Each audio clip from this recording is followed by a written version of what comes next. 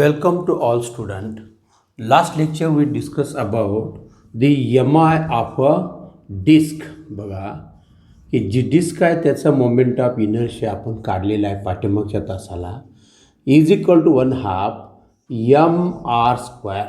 बघा moment of inertia of a rotating uniform disc is equal to 1/2 mr².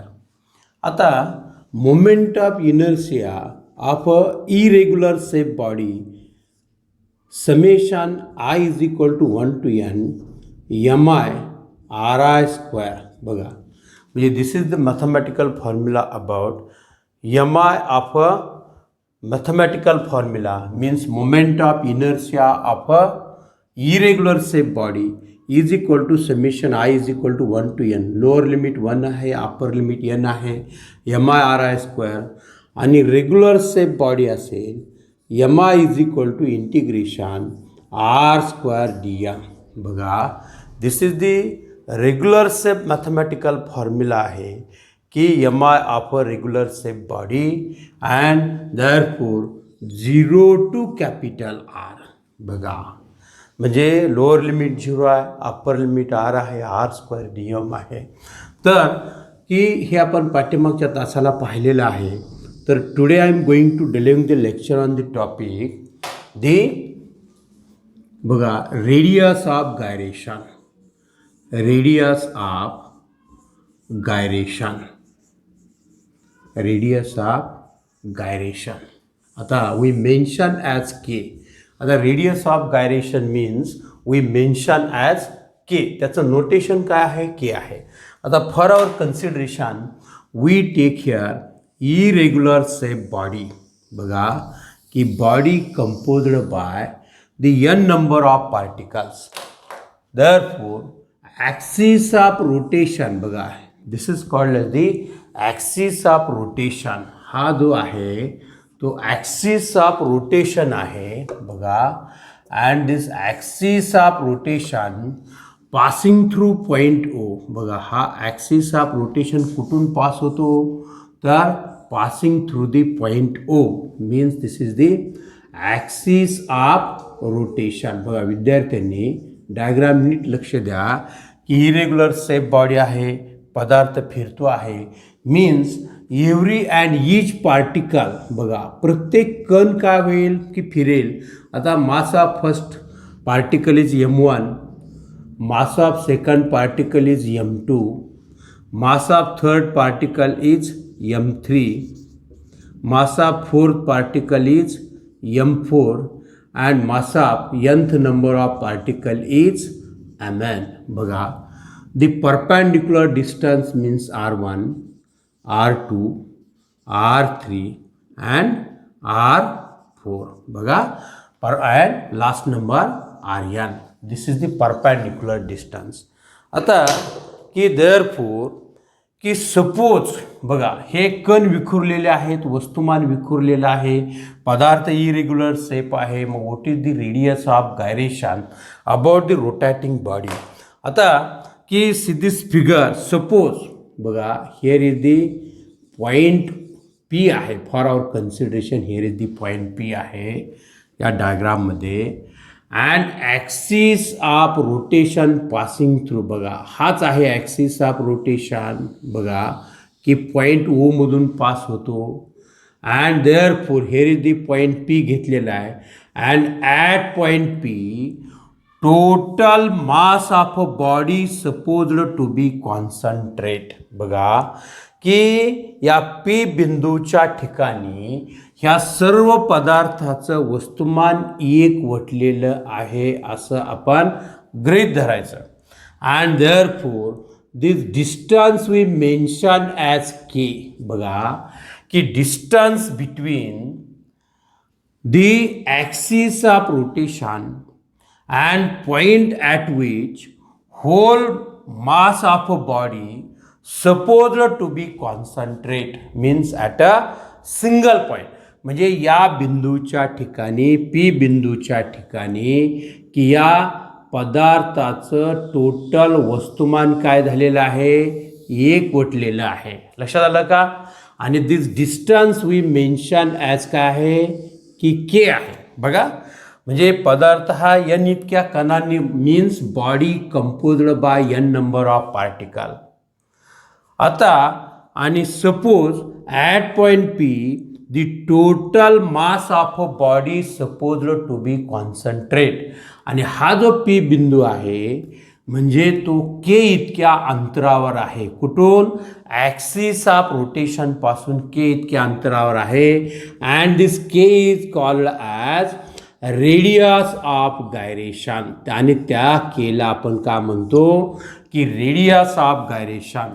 Means question arises here. समजा परीक्षेला प्रश्न आला की define the radius of gyration, तर विद्यार्थ्याला लिहिता आला पाहिजे ही व्याख्या. मग इट इज द डिस्टन्स बघा की between the axis of rotation and point at which whole mass of a body supposed to be concentrate. बघा so that it possesses the same moment of inertia as that of body. या बिंदूच्या ठिकाणी सुद्धा त्या पदार्थाचा जो moment of inertia आहे तोच निर्माण होतो आणि म्हणून या अंतराला आपण रेडियस ऑफ गायरेशन असं म्हणतो. लक्षात आलं का? पुन्हा एकदा व्याख्या सांगतो मी की it is the distance between axis of rotation and point at which the whole mass of a body supposed to be concentrate बघा so that it possesses the same moment of inertia as that of body is called as the radius of gyration. आणि मग की radius of गायरेशनचा की general formula आपल्याला लिहिता आला पाहिजे. बघा आता याच्यासाठी म्हणजे की देअरफॉर बघा की एम बी दी की total mass supposed to be concentrate at a single point म्हणजे mass of body total. Therefore आता की axis of rotation passing through point O मधून. ओ मीन्स काय आहे की पॉईंट आहे की या पॉईंटमधून की ॲक्सिस ऑफ रोटेशन पास होतो. के मीन्स काय आहे की distance between point O to P आहे. आता O means axis of rotation pass होणारा पॉईंट आहे. लक्षात आलं का? म्हणजे हिअर इज दी आपण काय करू की here is the O point घेऊ आपण किंवा ओ डॅश घेऊ आपण आपल्या माहितीसाठी. देअरफॉर की distance between the O dash and P point and this distance is called as K. The axis of rotation passing through point O dash or O and this distance is called as the radius of gyration. म्हणजे K be the radius of gyration of the rotating body. आता बघा हा जो radius of gyration आहे के. आता general formula आपण काय घेतो? Moment of inertia is equal to M K square. बघा एम के स्क्वेअर या आकृतीमुळं. आणि जर दुसरी आकृती असेल समजा आर डिस्टन्स असेल तर I is equal to M R square घेतो आपण. रिंग असेल तर I is equal to M R square घेतो. देअरफॉर आता मग इथं के मीन्स अंतर आहे, इथं आर मीन्स अंतर आहे. आता बघा मग K square is equal to I by M. लक्षात आलं का की K square is equal to I by M.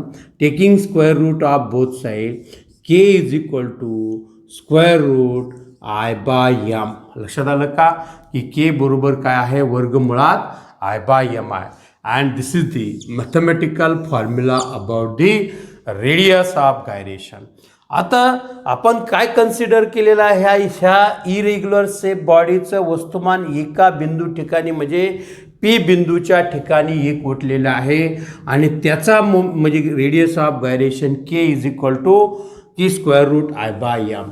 आता body composed by the N number of particle. आता पदार्थ हा एन इतक्या कणांनी बनलेला आहे आणि त्यावेळेस the mass of first particle is m1, mass of second is m2, mass of third is m3 and last number particle is mn. शेवटच्या कणाचं वस्तुमान mn and perpendicular distance r1, r2 R3 up to Rn. आता बघा की therefore moment of inertia is equal to m1 r1 square plus m2 r2 square plus m3 r3 square plus up to mn rn square. लक्षात आलं का? म्हणजे moment of inertia of the rotating body composed by the n number of particles. So I is equal to m1 r1 plus m2 r2 square plus m3 r3 square plus up to mn rn square.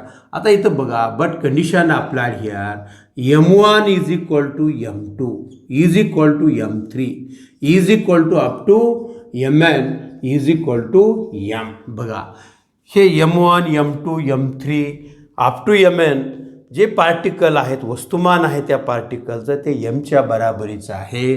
Therefore I is equal to M r1 square plus m r2 square plus m r3 square plus up to m rn square. आता यामधून m ब्रॅकेटच्या बाहेर निघेल. Therefore I is equal to m in bracket r1 square plus बघा r2 square plus r3 square plus up to rn square bracket complete. आता k is equal to square root I by M आहे, म्हणून आपण काय करू की K square, हे के स्क्वेअरमध्ये किंमत टाकू. Means K square is equal to काय, आयची किंमत ही टाका. लक्षात आलं का की के स्क्वेअर बरोबर आय बाय एम आहे. मीन्स आयची किंमत M in bracket r1 square plus r2 square plus r3 square plus up to rn square bracket complete. आणि ह्याला भागविले हे काय आहे, कॅपिटल एम आहे. Means capital M. आता ते जे इक्वेशन आपल्याला मिळालेलं आहे बघा की या इक्वेशनला की यांनी मल्टिप्लाय करायचं, म्हणजे number of particles means K square is equal to N multiply by M in bracket r1 square plus r2 square plus r3 square plus up to rn square divided by m plus n. हे capital M, हे small M. आता but the product of number of particle and mass means small is equal to capital M. म्हणजे एकूण कण means number of particles आणि प्रत्येक कणाचं वस्तुमान m बरोबर कॅपिटल M. मग इथं टर्म तयार होईल capital M. So therefore K square is equal to capital M in bracket r1 square plus r2 square plus r3 square plus up to rn square divided by m cross n. हे m cancel होईल. And K square is equal to r1 square plus r2 square plus r3 square plus up to rn square divided by n number. आता taking the square root of both side, दोन्ही बाजूचं आपल्याला काय करायचं आहे की वर्गमूळ घ्या. बघा मग काय किंमत येते केची. Therefore K is equal to square root, बघा square root K is equal to square root r1 square plus r2 square plus r3 square plus up to rn square. हे 3 आहे, हे 2 आहे. लक्षात आलं का, अपॉन n. लक्षात आलं. अँड दिस इज दी की radius of gyration of a irregular shape body, but की body having the M mass supposed to be concentrate. या ह्या पदार्थाचं वस्तुमान जर एका बिंदूच्या ठिकाणी एकवटलं असेल तर के इज इक्वल टू वर्गमुळात आय बाय एम. लक्षात आलं का की रेडियस ऑफ गायरेशन, त्याची व्याख्या पुन्हा एकदा विद्यार्थ्याला की ही आली पाहिजे. It is the distance between the axis of rotation. लिहून घ्या विद्यार्थ्यांनी की it is the distance between axis of rotation and point at which whole mass of a body supposed to be concentrate. बघा, so that it possesses the same moment of inertia as that of body. जो पदार्थाचा inertia होता तोच तिथं निर्माण होतो. Then it is called as radius of gyration. And notation काय आहे त्याचं? के आहे. आता what is the physical significance about the radius of gyration? लक्षात आलं का? म्हणजे रेडियस ऑफ गायरेशनचं फिजिकल सिग्निफिकन्स काय आहे? तर बघा की अटेन्शन हिअर, हे पदार्थ हा असंख्य कणांनी बनलेला आहे. फॉर आवर कन्सिडरेशन बघा की ॲक्सिस ऑफ रोटेशन इथं आहे.